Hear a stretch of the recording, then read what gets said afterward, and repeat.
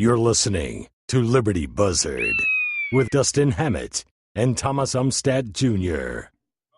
Welcome back to Liberty Buzzard. I am Thomas Umstattd Jr. With me is Dustin Hammett, here to pick through the news on the highway of American discourse. And a few episodes ago, we talked about how IHOP said it was changing its name to IHOB with the B for International House of Burgers. And we have some developing news. The latest from IHOP is that it was all a big bamboozle. So while we thought it was some middle management person trying to leave his stamp on the company, instead, it was a very, very savvy PR person who just got billions of dollars of earned media of everyone talking about IHOP's new burgers, which no one knew before that they even sold. Thomas, I got to tell you, it's absolutely genius. I'd like to find whoever that PR person is and give them a raise, even though they don't work for me. That is absolutely genius. Well played, IHOP. You got me. You got me good. And it's because you expect companies that you love to change their logos and their names to something that you hate. Like, it plays into the narrative that you already have about big companies. And so they played on that in a very clever way. So props to you, IHOP. Maybe we'll actually consider having a burger there, especially because apparently there's a burger crisis in Texas. Dustin, tell us about that. Well, I mean, Thomas, this could possibly be the most important news of our age. Some have told me they think it's the sign of the apocalypse and the sign of the end of times. And I'm kind of inclined to agree with them right now. In Texas, Central Texas especially, we have been affected by what's called Breadgate. Apparently, there is one bread supplier, one white bread supplier for all of these fast food restaurants around here in Texas. Whataburger, In-N-Out, and I think Sonic was the other one. And apparently, Thomas, they made a bad batch of bread. On Monday, on Monday, it was so bad that In-N-Out had to shut down operations in Central Texas for the entire day. Shut down their restaurants because they had no white bread. And then the next day, Whataburger announced that they weren't serving any white bread because of quality issues. And I think there was another, I want to say it's Sonic yesterday, announced the same thing. Thomas, I mean, it's mass hysteria out there. I think I saw a cat chasing a dog. It was unbelievable. The sun rose in the west. It was chaos. It was madness. Madness. Hillary Clinton said something nice about Donald Trump. I mean, that's how bad it was. Yeah, speaking of the end of the world, I don't know if you've been following the developments with net neutrality, but a lot of people feel that the end of the internet world is upon us as of this week. I have not been following net neutrality, Thomas, and I think you know this. I know a little bit about it, but Thomas is going to have to do some nerd-splaining to me to kind of bring me into the loop. So, Thomas, can you help a fella out? What the heck are you talking about? All right. So, first off, I love the term nerd-splaining. I just learned it today, and I feel like that explains a lot of my life. Hopefully, I'm nerd-splaining and not mansplaining. But anyway, net neutrality is an idea of how the internet works. So when you turn on a light switch, the power company is not making a judgment call as to whether or not that light switch is important. They're just providing electricity blindly to your house. The same with the water company and all of the other utilities. And net neutrality is the philosophy that companies that provide you internet have to do the same thing, where all bits that travel down the internet pipes to your computer are treated equally. There's no fast lanes, there's no slow lanes, it's all the same. And there is this idea that if you don't have net neutrality, some companies will get charged extra in order to stay fast or to get into the fast lane. So if your company that provides you internet, let's say they're owned by a cable company that also provides you television, and they don't want you getting your TV from Netflix, they want you to get their TV from them, they may charge Netflix a fee to keep your movies from being buffered. That sort of thing. So that is kind of the essence of how net neutrality works. And during the Obama administration, they passed a regulation forcing net neutrality to be the law of the land. It wasn't a law passed through Congress. It was a law that went through the FCC. and it was a decision. And one of the things Trump ran on was getting rid of net neutrality. And he put a new guy in front of, or in charge of the FCC who drinks coffee out of big Reese's mugs. And he's a bit of a character. He's very famous for that. And they undid the rule a few months ago. And this week, the rule went into effect. So now ISPs no longer have to provide you with net neutral internet. Now, where this gets really scary is when it becomes a form of censoring speech. And I actually have a friend who's a missionary in Indonesia, and she saw this happen. If you weren't on Facebook or one of the favored websites, it could take 5 minutes or longer for your website to load. And so she was a Christian, and she wasn't able to get any of her websites to load for people in Indonesia because of the lack of net neutrality. And so she had to do all of her communication through Facebook. And that is a scary place to be when Facebook is the more reliable way to communicate, because Facebook censors the heck out of what you say, right? We post a link to this show and almost no one sees it because Facebook's algorithm will hide it for most people because it's a link away from Facebook. And yet in Indonesia, that's the faster, more reliable way to get the word out, even than just regular internet. So that's net neutrality. And I used to be in favor of net neutrality, but I am now actually not in favor of net you're neutrality. A flopper. I've evolved. I have evolved. I have flip-flopped. So that said, I agree with the idea of net neutrality. I think that I should be able to buy net neutral internet. But I think that the government forcing net neutrality with the use of regulation is actually the wrong way to go about it. And it's solving the wrong problem. So the reality is that if you were, say, in England, where you have a choice when you buy internet of 20 different companies who are going to provide high-speed internet to you, some of those companies could say, we're going to provide cheaper internet and it's not net neutral. And others could say, we're going to have more expensive internet and it's net neutral. And the market lets you decide. And you can, if you want net neutral internet, you can pay for it and it all works out. The real problem in the United States is that there is no market for internet. The government gives monopolies to companies to provide internet, or duopolies. So for me, I have two choices. I can have Spectrum or I can have AT&T. So I can die by poisoning or I can die by a bullet to the head. Right now, I've chosen the poisoning with Spectrum. I'm hoping that I will not die before Google comes and provides their glorious fiber. But in cities where Google comes in and provides even just 1/3 option, often the price of internet falls by half and the speed doubles, just the existence of some actual competition. And the real problem that we have in the United States is that there's no competition. People have really slow, bad internet.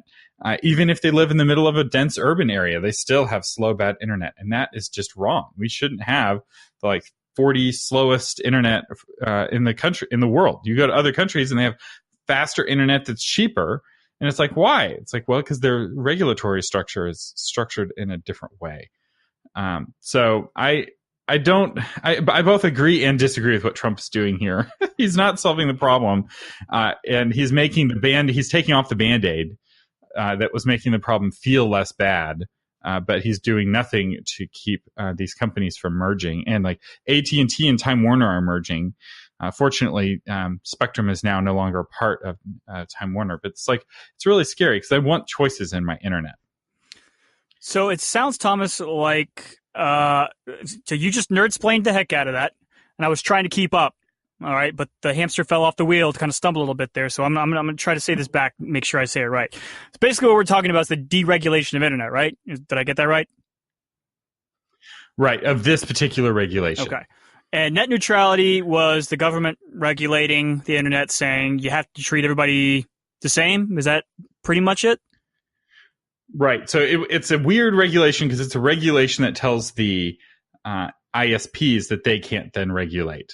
So it's a regulation against a regulation on the corporate level. So this often pits people who are more afraid of the government against people who are more afraid of big evil corporations. And I am afraid of both of those things. I feel that big evil corporations are more likely to censor you than the government is often, right? I don't often get censored by the government. I don't know if I've ever been censored by the government, but I'm censored all the time by corporations and the social justice warriors that influence. Well, no, that's very scary. Kind of interesting because, like you said, you're not censored by the government because you have protection of free speech, right?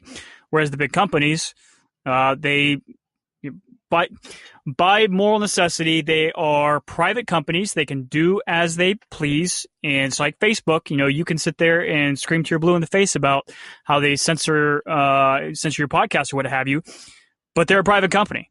And if you are a true free market capitalist, then you have to be able to not like it and at the same time support their ability to do it. But I guess what we're really discussing here is government regulation versus unfettered capitalism. And this is always that deep gray area where free market capitalists, the hardcore libertarian types really kind of stumble, because you have to recognize people are jerks, and people are even worse jerks when they're rich and they don't have any consequences. Yeah. So, I mean, that's man. I really didn't pay a lot of attention to the whole net neutrality. I know that people who are more in tune to technology like you have a lot to say about it. Yeah, the real problem is that we don't have the actual free market. So, like, deregulating net neutrality didn't cause the flowers and rainbows of the free market to break out. Time Warner still has a monopoly on the cable that they have brought to my house, and they're the only ones who can provide internet on that cable. And I have two wires that come to my house. I have an AT&T wire and a Time Warner cable wire, and those companies were subsidized by the government and granted monopolies by the government. And so it's not just that, like, oh, the government's not taking the role to, like, break up the trusts. It's like, no, the government created these monopolies. It's like, that's not the free market. That's closer to fascism than it is to capitalism, where you have powerful companies being granted exclusive rights to sell you certain services. And how that works in Texas with power, at least in a lot of Texas, is that, yes, there's a line that brings you electricity, but any number of companies, we have deregulated electricity, and any number of companies can put electricity onto the grid and be your electrical provider. And what that's done is it's created this huge amount of variety. You can have an electric company that's like, we're more expensive and we're all green energy. And another one who's like, we're the cheapest that there is, and our customer service is awful. And somebody who's in the middle of the road, and a dozen other options that are different and have unique choices. And it's like, that's a beautiful thing. Why can't we have that with internet? Why can't we have choices? I remember back in the days of dial-up, you had, 20 different dial-up companies that you could choose from, and they had to compete for your service. AOL carpet bombed the world with CDs and floppy disks. You remember that? It's like every time you shook a magazine, an AOL CD would fall out of it. I'm pretty sure most of those CDs have formed an island in the middle of the Pacific Ocean. I'm pretty sure that's 75% AOL CDs. America on island. Yeah. So, but you don't have that, right? AT&T is not trying and competing to try to get you to sign up for their service. And Time Warner doesn't really want to provide you internet. They want to provide you a package of internet, telephone, and spectrum. And if you tried to buy just internet, you have to basically pay the same as if you would pay for any two of those other things, right? They price it really high because they're really trying to sell you their, cable as well. And I tried that, right? And the problem is I just don't watch TV. We pay for it, and we'll go a whole month and watch zero things. I'm like, why am I paying for this TV? And I just want there to be more freedom and options. And I'm not sure how to do that, because, like, the government signed contracts with these companies that give them these really long monopolies, but there's got to be a free market path forward that's not trying to fix bad regulations with more regulations, because that gets you in this spiral that just flushes you down the toilet of tyranny when you try to regulate your way out of problems that you created with other regulations. And that's absolutely true, and it just invites corruption and people being jerks on a different scale. So, I mean, that's really interesting, because what you're talking about here is essentially you're talking about information or access to information being like a utility, like electricity or water. Living kind of out in the country myself, my internet providers are going to be the radio towers, and there's several to choose from. They're all expensive. None of them are as good as the stuff you get in town. But I do have a wide range of choices. And so if one tries to play me, I can always go to the other. So I will tell you the bright side about overpaying in relation to the city. about paying a lot of money for good internet out here in the country is the fact that whenever I call my internet service provider, I get somebody, a real live human being, picks up on the second ring every single time. And I will tell you, the customer service has absolutely been fantastic. And I will say that's one of the bright side of going with a small company out here in the country. I remember when I lived in the suburbs, you would call up, who was it? I think it was Comcast. You would call up Comcast and, you'd spend 30 minutes on hold before you actually talk to a live human being, and you had to talk to a computer first. And it was absolutely frustrating. So if I have to choose between the two, I kind of prefer to pay a little bit more and talk to a human being and have a smaller company and have a greater range of choice. That's kind of what I lean toward right now. That said, I am absolutely against anybody being able to regulate free speech, and it kind of worries me when an oligarchy of powerful companies has the ability to control who can say what and when. The idea of an oligarchy of powerful gatekeepers disturbs me, because then who is shaping policy, who is shaping thought, who is shaping discourse, but those very few companies, like the Facebook and the Twitter dramas that are going on in the social media sphere these days about how they censor free speech. It's a slippery slope. I mean, just think how powerful your access to the internet is, right? That's how you communicate with your family. It's how you find out what's going on in the world. It's how, if you're me, how you do your job, right? Like, of all of the utilities, the internet in some ways is the most important, right? If my water goes out, I can still function as a citizen for a while, right? I can go buy water with money I make on the internet, but if you have no access to the internet, you are completely cut off from society. I mean, it's not like it used to be where it's this optional thing you have on the side. Now, if you don't have a clear access to the internet, you might as well be in another country in some ways. It's like you can't even call somebody on the phone because the phone calls go over the internet. And so it's really important for that to work and for that to work fairly. And so in that way, I'm like, yes, internet net neutrality, we need that. We don't want these companies to have this control. But on the other hand, it's like, gosh, but this government regulations, like the government regulating the internet's really scary. Why can't we just let the free market happen? So I realize it's kind of a nuanced middle of the road position, but that's what I like to have here on the Liberty Buzzard, where we kind of look at it from both sides. Well, and the important thing is it's not an easy question to answer, because you make good arguments for both sides. On the one hand, you got this. On the other hand, you got this. And there's a range of stuff in the middle. And what's the right answer? I don't think we've found it yet. But just to touch on something that you already said, is it's really interesting how in the past about 20 years now, the internet has completely permeated every facet of our everyday life. And I think it's really interesting, Thomas, how you said that if you lose water, you'll be just fine. But if you lose internet, it's like the end of the world, because it wasn't that long ago where I would, as a kid, growing up in the early 90s, I would go biking all over town with my friends and not be back until it got dark. No cell phone. My parents didn't know where I was. For the most part, I don't think they cared as long as I came home at night. But today, if you don't have a GPS tracker on your kid, you're considered a bad parent. You'll probably get your kids taken away from that. And it's just really interesting how, as much of a wealth of information it is, and how cool it is to have a world of knowledge at your fingertips that you can access at any time that you want, how we've also kind of become slaves to it as well. I know I have. I've got it straight out. When it's the first thing I do when I wake up in the morning, I look at my phone. And I'm not entirely sure that's a completely healthy thing. I'm kind of trying to break myself of that habit, but that's pretty much what our society has come to.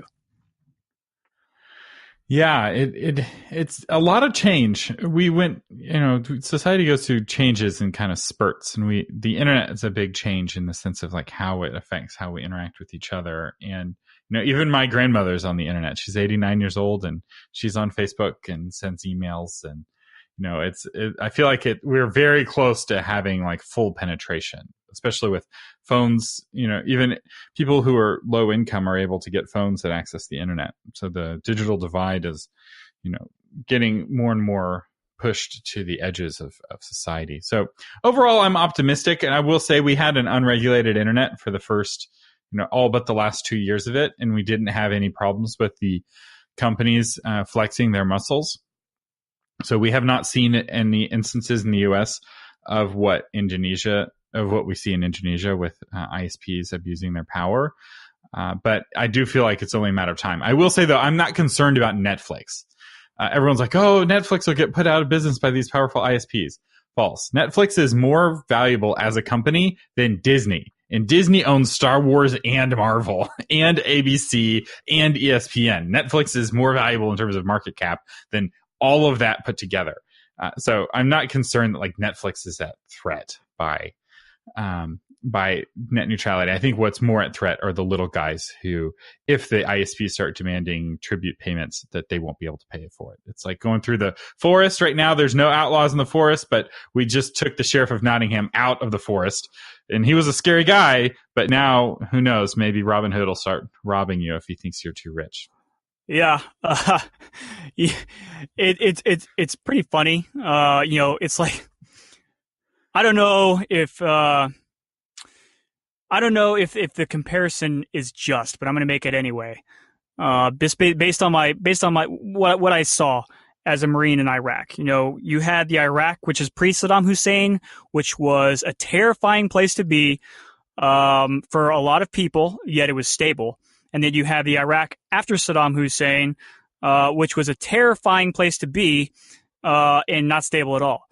So, one of our mutual likes, the author of the History of Rome podcast, said it really well when he was discussing Tiberius, which I was listening to that episode yesterday, and he said the chaos of order or the chaos of chaos, which one is more terrifying? And sometimes it's not chaos of order, the brutality of order.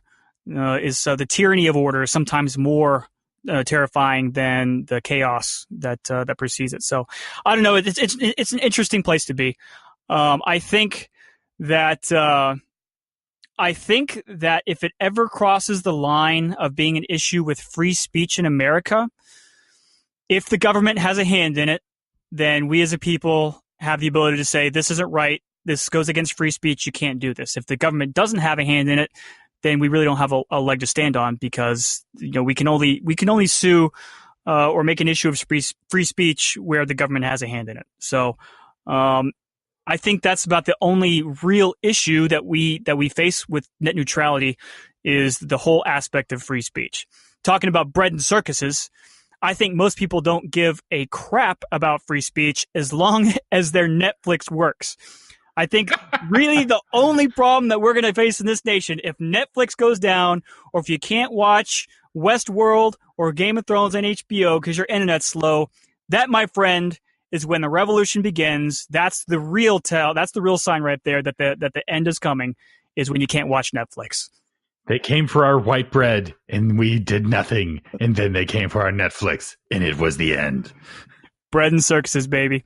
We want to know what you have to think. So if you happen to listen to this little podcast, please drop us a line. Let us know what you think. Are we droning on about net neutrality too much? Would you like to hear something different?